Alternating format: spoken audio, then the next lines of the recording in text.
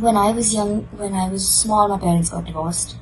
But that to me doesn't seem like something that would traumatize me, because my parents' divorce was amicable. They are friends. The whole family is still friends. We're not a broken family by any means. My parents were very good about being parents to Janelle and me even after the divorce. And when people would say, "Oh, I'm so sorry to hear about your parents being divorced," I'd be like, "What are you talking about? Why is it? It's not a bad thing." Another privilege. I didn't realize that it was a sad thing. It could, be a... Hello. Sorry it took so long for this next video. This is harder than I thought it was. But I got these earbuds, so hopefully audio quality will be better, and I'm trying to be more articulate. So a lot of people asked why I'm depressed, and that is not something I can answer properly, because I don't exactly know. In the past few years I've been piecing it together, but I can't give you a straight answer as to why I'm depressed. So we'll get into that later. Today I wanted to talk to you about my privilege. The last video was not cut off, it was intentional. And I wanted to start by laying out what my privileges are. For those of you who don't know me personally, you know me because I'm Aamir Khan's daughter, and therefore you know those sets of privileges that I have. I'm financially well off, and I've always had everything that I could possibly need, and probably more. In terms of those of you who know me personally, you also know that I have a strong support system, in the sense that my family has always been there for me, my parents have always been there for me. They don't put any pressure on us, they're very encouraging. I know that if anything were to happen, I could without any hesitation go to my parents, and they will always be there for me. So that, I think, is another privilege, to know that you have people to go to talk to if something were to happen. The next thing that I wanted to talk about is that I have a 10-minute speech, 3 things that I would say to myself that are sort of ingrained into my thinking to deal with anything and everything that came my way. The first is that there are dying, starving children, people out there in the world, and my problems really aren't so big, so I should be able to handle them. The second is that we are all tiny, inconspicuous, inconsequential living beings in the cosmos, and I should stop taking myself so seriously and move on. And the third thing is that no matter what is happening in my life right now, 5-10 years down the line, with time and perspective, it won't be such a big problem to me, it won't be such a big issue, so why am I fretting about it right now? And this is a very solid 3-point strategy to make yourself get over anything. To the point where I didn't even get to the point where I got upset about something. I didn't even get to the point where I was sad or anything. I would just let go before I got there. I thought I had attained nirvana, which I had not. But anyway, this is what I would do. And so, between the time when my behavior started to change and the time that I asked for help was about 3.5 years. And in those 3.5 years, I would still use this strategy, and it did not help. So I stopped taking care of myself. I started sleeping a lot and thinking it was normal, or not realizing that I was sleeping so much. I used to keep myself either really busy, and then I slowly moved into immobility, where I just did not leave my bed. I was making commitments, and I was not being able to get myself to leave the bed to actually follow through with those commitments, and then I would feel bad, so I would stop making those commitments, giving me more time to stay in bed.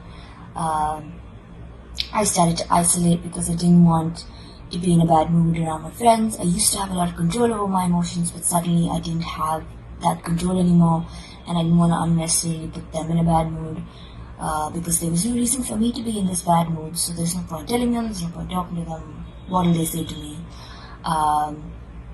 I used to daydream all the time, and it went from that to me not being able to listen to music because I couldn't sit with myself listening to music. I had to be watching TV. That is the amount of distraction I needed so that I wouldn't stop crying.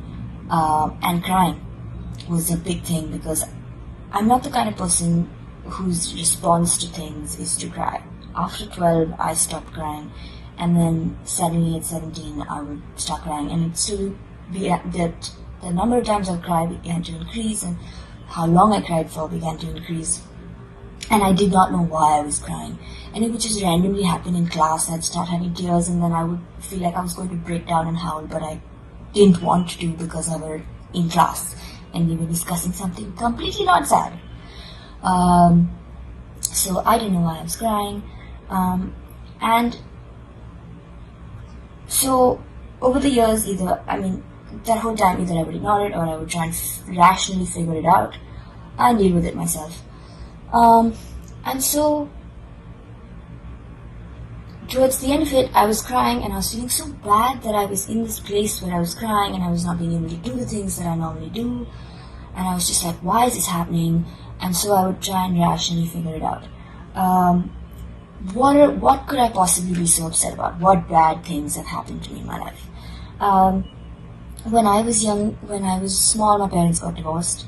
But that to me doesn't seem like something that would traumatize me because my parents' divorce was amicable.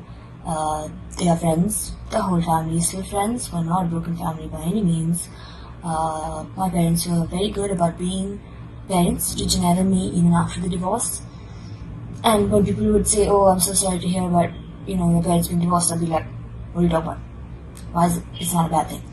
Another privilege. I didn't realize that it was a sad thing. It could, it could be something that could scar you. It didn't scar me. I don't remember most of it, but I always felt like my parents' divorce is not something that bothered me. So that can't be a reason why I'm feeling so sad.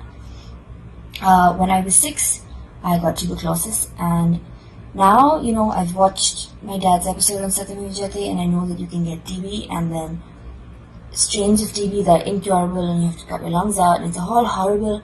But I had TB outside my lungs, and I had regular TB, and I went to the hospital for 4 days, and got to bunk school, and watched TV all day. So for me, it was not such a big deal. It didn't scar me so much. So, I got lucky. Pretty easily dealt with that. Not something that would make me feel so terrible today. When I was 14, I was sexually harassed, abused, and that was a slightly odd situation in the sense that I didn't know whether the person knew what they were doing. I sort of knew them, I won't bring it up. It wasn't happening every day, so it took me about a year to be sure that they knew what they were doing, and that is what they were doing. And immediately I wrote my parents an email and I got myself out of that situation. And once I was out of that situation, I didn't feel so bad anymore. I wasn't scared. I felt like this is not happening to me anymore and it's over. And I moved on and I let go. And yeah, from time to time I would beat myself up about how I felt silly that I let it happen and all of that. But it was, again, not something that has scarred me for life, and something that was going to make me, something that could be making me feel as bad as I was feeling when I was 18 to 20 or whatever. And so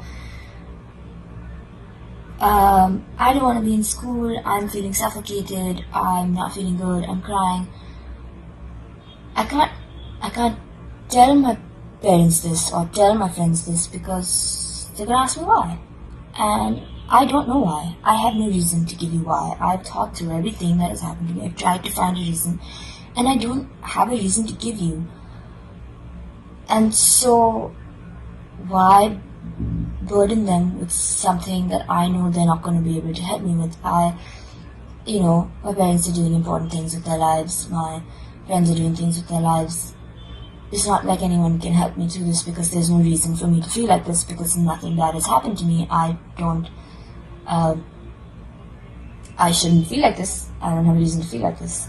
And so, my own sense of privilege, I guess, or my own sense of feeling that I had to have a good enough reason to feel like this, made me not talk to anyone